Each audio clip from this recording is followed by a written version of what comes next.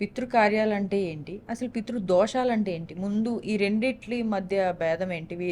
2 వేరు వేరా? పితృ కార్యక్రమాలు వేరు, పితృదోషములు అనేటువంటివి వేరు.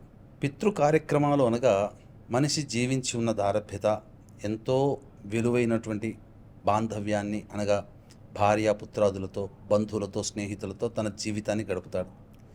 మరణించిన తరువాత ఇక తాను తాను జీవించి ఉండగా చేసినటువంటి పాపకర్మల్ని అనుసరించి తన కర్మవశాత్తు స్వర్గము, నరకము అని ప్రతి మతంలో చెప్పబడి ఉంది. ఇదంతా కూడా ప్రతి మతంలో కూడా మనిషి మరణం వరకు చెప్పబడి ఉంది.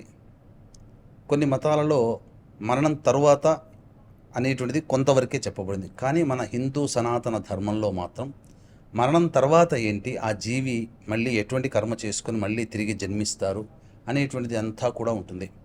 పితృ కార్యక్రమాలు అనగా ఒకే మాటలో చెప్పాలి అంటే మరణించిన తదనంతరం ఆ వ్యక్తి యొక్క కుమారులు 11 రోజుల పాటు కార్యక్రమాలు నిర్వహిస్తారు. 11 రోజుల పాటు కార్యక్రమాన్ని నిర్వహించిన తరువాత తిరిగి ప్రతి నెల మాసికములు పెడుతూ ఉంటుంటారు. మధ్యలో పూర్ణషాణ్మాసికం అని ఇలా ఉంటుంటాయి. కొన్ని ఇలా కలుపుకొని సంవత్సర కాలానికి మళ్ళీ ఏ తిథి నాడైతే మరణించడం జరుగుతుందో వ్యక్తి, ఆ తిథి రోజున సంవత్సర విమోకం అనే కార్యక్రమాన్ని జరిపిస్తారు.